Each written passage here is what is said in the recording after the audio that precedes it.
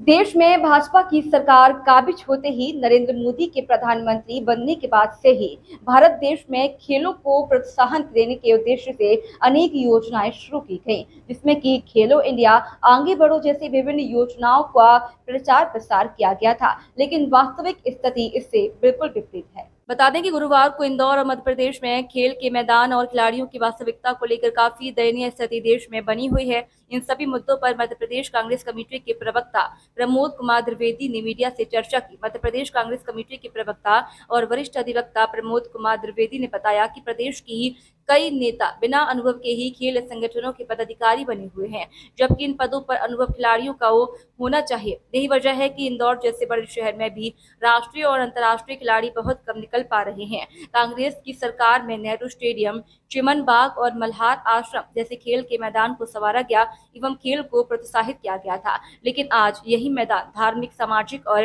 राजनीतिक कार्यक्रमों का मंच लगाने के काम आ रहे हैं। दूसरी ओर इंदौर नगर निगम में हजारों कर्मचारी स्थायी और अस्थायी रूप से कार्यरत हैं, लेकिन खेल कोटे से नियुक्तियां नहीं हो पा रही हैं। कोई खिलाड़ी अपनी मेहनत से राष्ट्रीय और अंतर्राष्ट्रीय प्रतियोगिता में भाग लेता है, बावजूद इसके वह बॉडीगार्ड, निजी संस्थानों में कोच जैसे कार्य करने के लिए मजबूर है।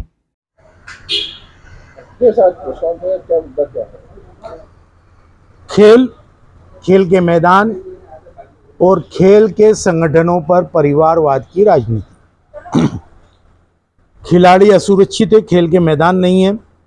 कांग्रेस के शासनकाल में ये व्यवस्था की गई थी कि खिलाड़ियों के जीवन की सुरक्षा के लिए, रोजगार के लिए शासकीय, अर्धशासकीय कंपनियों, निजी कंपनियों, प्राइवेट सेक्टरों में खिलाड़ियों को की भर्ती 7% तक कुल पदों पर की जाएगी। आजकल रुका हुआ है। 1999 से इंदौर नगर निगम में भाजपा काबिज है। 7,000 से अधिक मास्टर कर्मी यूँ कि पिछले दरवाजे से भर्ती हुई है। उसमें कितने खिलाड़ी कोटे से हुई है, ये आप लोगों के सामने है। नेहरू स्टेडियम, मल्हार आश्रम, चिमन बाग आदि कुछ ही खेल के मैदान थे। आज ये मैदान बदहाल क्यों है? स्टेडियम खेल का स्टेडियम न होकर के अन्य चीज़ों के उपयोग में आ रहा है। चिमन बाग अतिक्रमण की चपेट में है, योजना बन रही है बेचने की। मल्हार आश्रम Madhya Pradesh CM rise school के नाम पर वो मैदान नष्ट हो रहा है।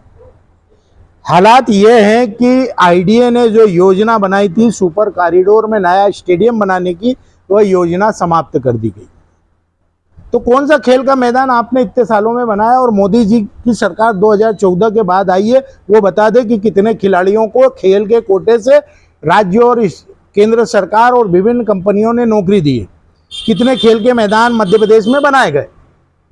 हालात तो यह है कि खेल के संगठनों पर परिवारवाद हावी हो गया है।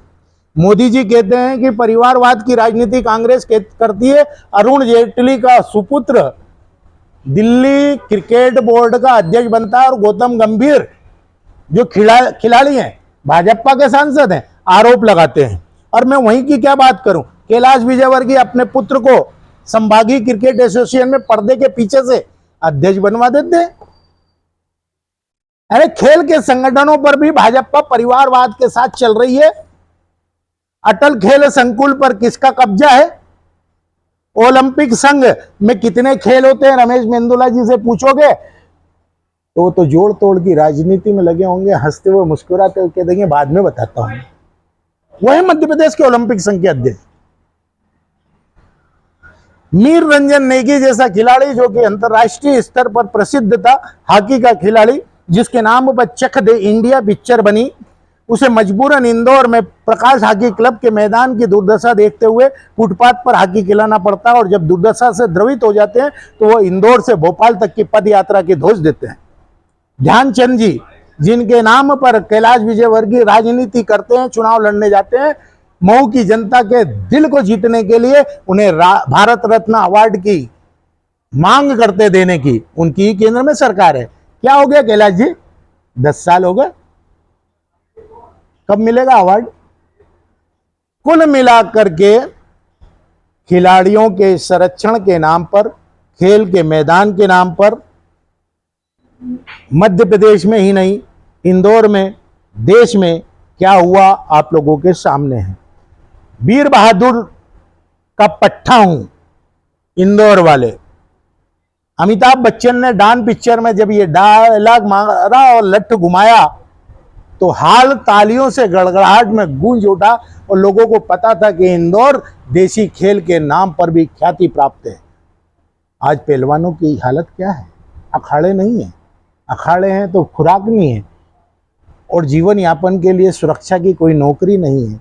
वो किसी रमेश मेंदोला के बॉडीगार्ड बन जाते हैं या नगर निगम में बॉक्सर गैंग बना करके उन्हें मास्टर पर नौकरी पर रखा जाता है, लेकिन तनख्वाह किसी अन्य मद से दी जाती है। जब इसकी मांग उठती है तो उन्हें भी मनीष सिंह को हटाना पड़ता है। ये गलत भर्ती हुई। खेल सुरक्षित नहीं, खिलाड़ी सुरक्षित नहीं और खेल के मैदान नहीं।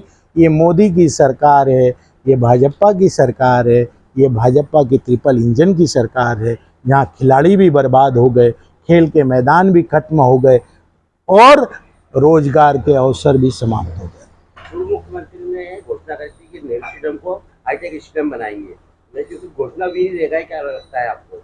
आप तो चले जाएं, हमने नेहरू स्टेडियम के दुरुपयोग पर कांग्रेस के ही नेता सुरेश सेठ हाथी लेकर के पहुंच गए थे विरोध करने। राजनीति में कहना और करना बहुत अलग विषय होता है। भाजपा केवल और केवल राजनीति करती है, खेल को खेल नहीं रहने देती, इसलिए स्टेडियम बर्बाद हो चुका है और जो जिमखाना है वहां पर सिफारिश के आधार पर खिलाड़ियों और बच्चों को खिलाया जाता है। आपको लगता है कोई सांस्कृतिक कार्यक्रम हो जिस प्रकार से चुनाव के लिए वहाँ लगाते इस प्रकार का आयोजन नहीं होना चाहिए वहाँ पर, ताकि बच्चों का भविष्य जो है आज खेल के पीछे हम बहुत पीछे जा रहे हैं। मैं अगली किस्त में लता मंगेशकर के नाम के दुरुपयोग से लेकर के और इसी सांस्कृतिक के नाम पर क्या क्या इंदौर में हो रहा है उस पर सविस्तार से आप लोगों को बताऊंगा। मैं हर पहलू पे आऊँगा, हर अलग अलग पहलू पर जानकारियाँ दूंगा।